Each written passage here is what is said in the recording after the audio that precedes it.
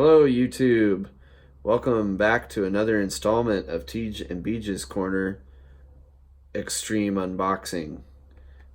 Today we will be unboxing the Windsor Design 3-piece wood chisel set. I'm kind of sad to see this one come out of my house and off display. The beautiful burnt sienna really matched the mahogany of my cabin tree. And the back too is just a fun read.